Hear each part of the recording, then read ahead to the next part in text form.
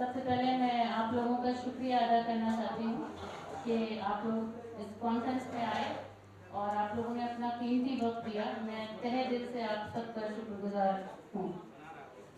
और मैं ये बताना चाहती हूँ कि मैं मुनव्वर राना साहब की साहबजादी हूँ और मेरा जन्म तो कलकत्ता में हुआ, फिर स्कूलिंग मेरी उत्तर प्रदेश में हुई, लेकिन मैं पिछले 20 साल से बिहार में हूँ। मेरी ससुराल जो है वो बाढ़ में है और एक आंदोलनकारी के रूप में सफर शुरू हुआ था मेरा, क्योंकि लखनऊ के घंटा घर के प्रोटेस्ट की शुरुआत हम ही लोगों ने की थी और वहाँ से आंदोलन को लीड किया था हमने।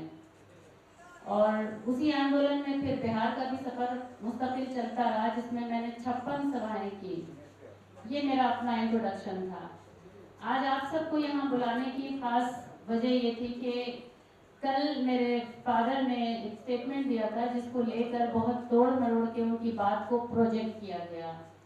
देखिए, पिछले 27 सालों से एक मुद्दा रहा, वो मुद्दा था विवादित ढांचे बाबरी मस्जिद राम जन्मभूमि का।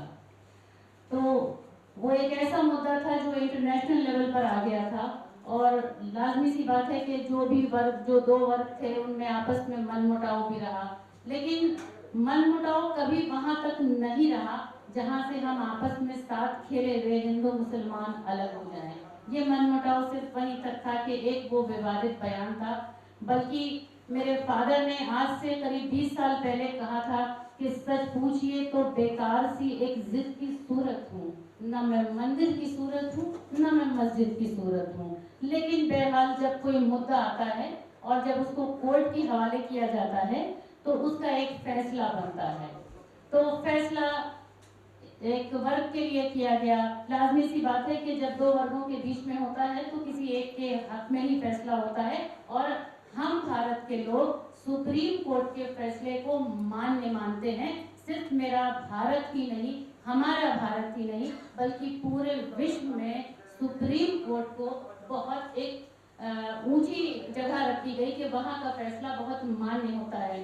जब फैसला आता है तो हम सारे लोगों ने, मेरे पिताजी ने उसी वक्त ट्वीट कर दिया था कि हम सुप्रीम कोर्ट के फैसले को बहुत इज्जत के साथ, एहतराम के साथ मानते हैं और पूरे मुल्क के मुसलमानों से आह्वान करते हैं कि हमें बहुत खूबसूरती से, बहुत शांति से इस फैसले को इस्तकबाल करना चाहिए।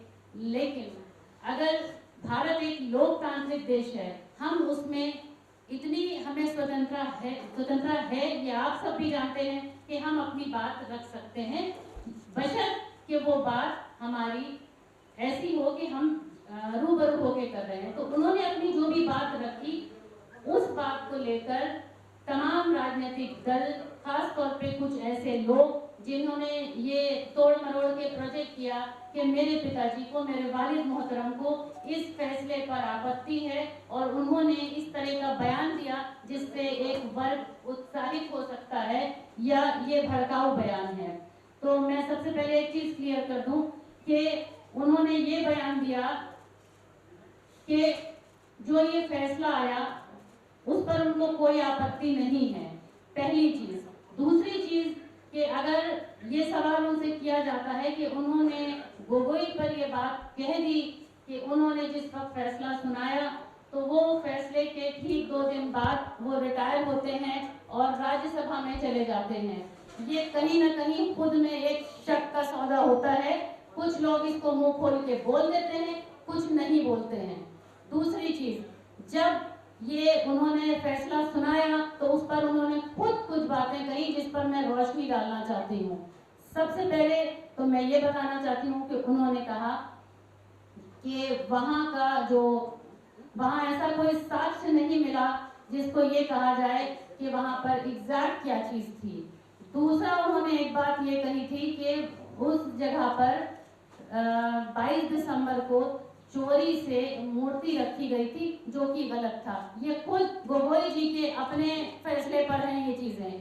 तीसरा, उन्होंने कहा कि ढांचे को गिराना गलत था और चौथा, जिन लोगों ने गिराया उनके खिलाफ कानूनी कार्रवाई होनी चाहिए।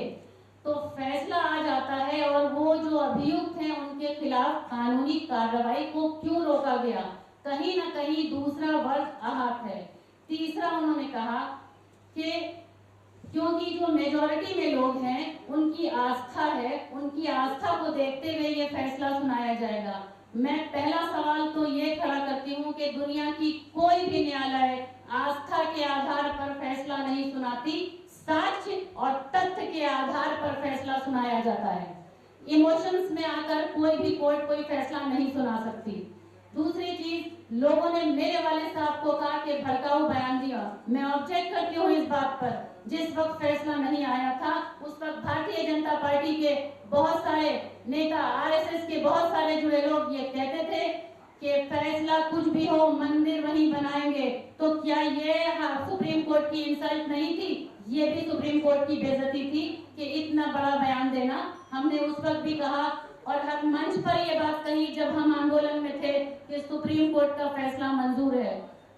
और एक सबसे अहम मुद्दा कि अगर मेरे फादर ने इस बात पर कहा कि हमें इस कुछ चीजों पर आपत्ति है, तो ये मुनव्वर राना साहब कोई हिंदुस्तान के या दुनिया की पहले ऐसे लोग नहीं है जिन्होंने अपनी बात, लोकतांत्रिक देश है भारत, हर इंसान अपनी बात रखता है। जिस समय सबरीमाला केस हुआ उस वक्त भी तो आपत्ति जताई थी, कोर्ट ने अपना फैसला सुना दिया था, उसके बावजूद जगह जगह हिंसा हुई। जल्लीकट्टू केस में भी यही हुआ। लेकिन इस चीज को दीपक मिश्रा जी को ये तक कहा गया कि ये एंटी हिंदू हैं, ये देशद्रोही हैं, इतनी बड़ी बड़ी बात कही गई। उनकी बात को ना पकड़कर, चूंकि फिर कहीं ना कहीं घूम कर ये बात आती है कि माइनॉरिटी से हैं इसलिए आप बात को पकड़ लेते हैं। मेरे फादर ने कहा प्रधानमंत्री जी अगर जाते हैं तो अच्छी बात है, वो जाएं, लेकिन क्या वजह है कि प्रेसिडेंट साहब नहीं जाते हैं? उनको क्या दलित होने के नाते नहीं बुलाया गया? तो आप सम्मान सबको दे रहे थे, तो बराबर से जब प्रधानमंत्री जी जा सकते हैं तो प्रेसिडेंट क्यों नहीं जा सकता? ये एक ऐसे सवालात हैं जिनको कोई भी इंटेलेक्चुअल अपनी तरीके से या एक आम इंसान कर सकता है। अब उसको हम तोड़ मरोड़ के सिर्फ इसलिए प्रोजेक्ट करते हैं क्योंकि वो माइनॉरिटी से आता है। आखिर प्रेस कॉन्फ्रेंस का उद्देश्य क्या है आज का? ये बता दीजिए। मेरी प्रेस कॉन्फ्रेंस का उद्देश्य ये है कि जिस बात को कल रात से लेकर ट्विटर से लेकर social media, print media, electronic media, मेरे फादर की बात को जो तोड़ मरोड़ के प्रोजेक्ट किया जा रहा है, इसको मैं क्लैरिफाई करना चाहती हूँ कि कहीं से भी हमारे फादर को, हम लोगों को या किसी भी मुसलमानों को मेरे ख्याल से इससे आपत्ति नहीं थी कि फैसला क्या आया। लेकिन लोकतांत्रिक देश है, हम अपनी बात रख सकते हैं। अगर आपत्ति है तो हम उसको, हमने आपत्ति किस बात पर है इस चीज को समझकर कोई टिप्पणी करना चाहिए, न कि बिल्कुल अगर किसी ने अपनी बात रखी तो हम उसको ये साबित कर दें कि वो देशद्रोही है। मैं जानना चाहती हूँ कि देशभक्त होने के लिए क्या भारतीय जनता पार्टी ज्वाइन करनी पड़ेगी? तब माना जाएगा कि हम देशभक्त हैं। सारे चैनल्स में सारी जगह ये बात दिखाई गई कि ये भड़काऊ बयान है। मैं पूछना चाहती हूँ कि ये भड़काऊ बयान कहाँ से है? ये शक की सुई तो कहीं भी जाएगी कि अगर वही फैसला सुनाते हैं तो मैन ऑफ द मैच के तौर पर उनको राज्यसभा भेजा जाता है। अरे जज थे, अपना फैसला सुना रहे थे, ऐसा क्या कमाल था कि उनको मैन ऑफ द मैच दिया गया? इस बात के लिए अगर सवाल रखा जाता है, मैं अपनी बात यहाँ इस लहजे में कहना चाहती हूँ कि सियासत पे मत परखिए वफादारी को, सियासत पर मत परखिए वफादारी को। इंतकामन मेरा गुस्सा बोल सकता है और बहुत सी कुर्सियां इस मुल्क पर लाशों पे रखी हैं। ये वो सच है जिसे झूठे से झूठा बोल सकता है।